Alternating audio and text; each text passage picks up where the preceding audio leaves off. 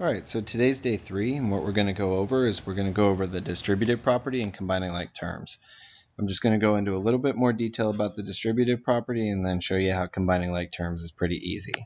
So the first page that I'm going to give you is your vocab page, so if you can pause it and write down your vocab, maybe read over it and make sure you are good with those terms. And I'm going to move on. So this is not your first example, but I do want you to watch this. This is an example for me to show you how the distributive property can work with multiple terms in here where the order of operations can work also.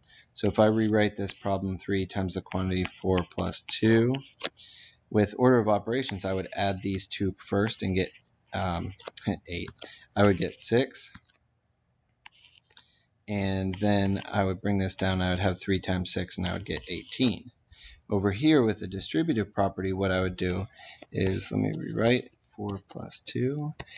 I would multiply the multiplier by each of the add-ins inside the parentheses and get 3 times 4 plus 3 times 2. In which case I would get 12 plus 6 and still get 18 as an answer.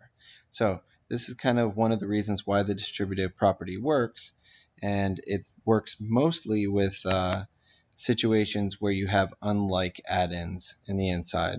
So here's your first example that I want you to write down. It says the distributive property is best used when the multiplier, the 4, is being multiplied by two add-ins, the 7x and the 10, that are unlike terms. So it's best used when we can't combine our terms in the inside of the parentheses. Again, what you do is you take the multiplier out here and you multiply it by each of the terms on the inside. You should know this from last year. And then you see if you can combine like terms and solve or simplify further. So 4 times 7x is going to be 28x. And I have 4 times a positive 10, so I get plus 40 there at the end. And that, okay, there we go. And that's as simple as we can get it. So here, because that example was like that, this one is very similar. So if you can pause this and solve, or simplify, I'm sorry. And now let me go to the second example. Second example is just like the first, except now our multiplier is at the end of the expression.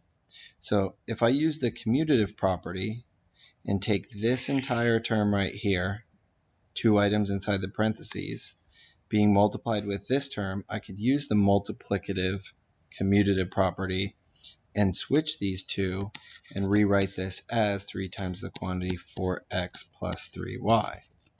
But I could also do the same thing as I did last time, just with the multiplier at the end, and distribute the multiplier to both of the add-ins inside the parentheses as well. You're going to get the same simplified result either way. So if I did it here, I would multiply these two together. I would get 3 times 4x and get 12x. And then I would do 3 times a positive 3y and get plus 9y. And my x is first, my y is second. That's my answer. Over here, same kind of thing would happen. So with the multiplier at the end, here's the you try. If you can pause, try this one. Now let me get into two more examples. One has the negative multiplier, and the other one is part of an expression. So with the negative multiplier, this whole term right here is negative. So that's the entire thing that we are going to distribute. That's the whole term that we're going to distribute to both of the add-ins. We're going to take the negative 6 and multiply it by the 4x and get a negative 24x. And we're also going to take the negative 6 and multiply it by the 8 and get a negative 48, which gives us the simplified expression, negative 24x minus 48. So you have to be very careful. Down here, I kind of planted it as negative, and it's part of an expression, which means we have this 5 first. But with order of operations, we're going to do the parentheses first, which we can't do anything on the inside, then multiplication, which is this part right here, then the addition or subtraction. So I'm going to take this coefficient, I guess, or multiplier, the negative 2, and I'm going to distribute that to both terms. And then I'm going to combine as much as I can. So I take my 5, I leave it alone, I multiply -2 by 3x and I get a -6x. And I multiply my -2 by 9 and I get a -18. And when you look at it like this, it becomes an addition problem where we can combine our +5 with our -18. We could get -6x minus 13. And there is our simplified expression. So what I'd like you to do, if you have that copied, and you can always pause if I'm talking too fast because I talk too fast a lot, is pause and try this problem. And now I'm going to move on to a couple more examples. These examples are combining like terms.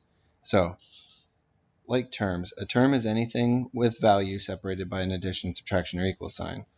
A like term is having the same variable raised to the same degree or being a constant itself. So right here I have two different like terms. I have my variable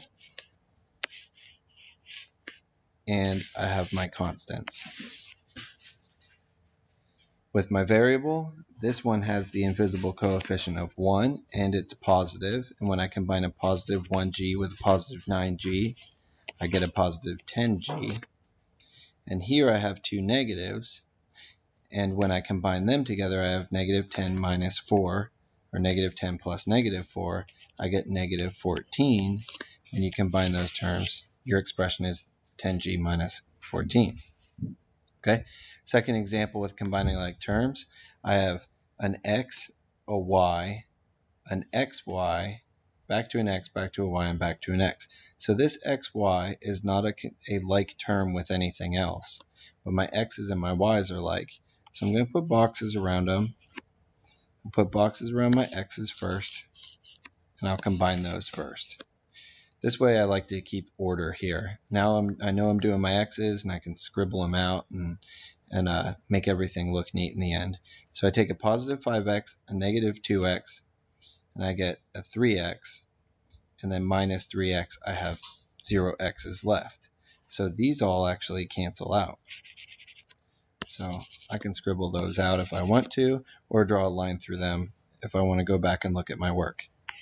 I'll look at my y's next. I have a positive 3y and a negative 4y, so I have a negative 1y left over, and a negative 13xy afterwards. Now, order does matter later on, and I'll show you that this actual solution is out of order. I'll do that later. But for now, I'd like you to try the U-try.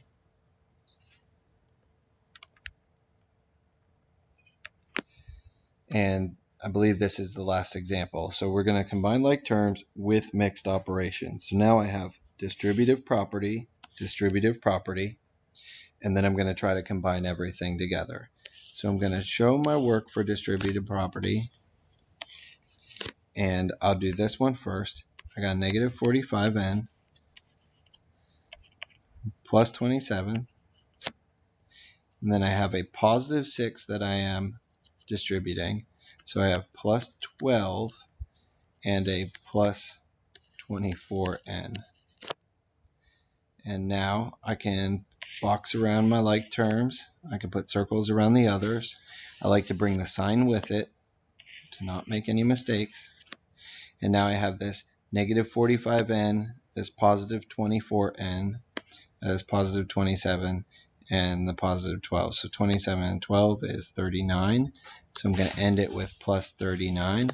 Then I have my negative 45 and my 24, which makes a negative 21n. I like to put my term with the variable first and my constant is second. Okay, here's what I believe is the last U-try. Pause it and try this problem. And that's it.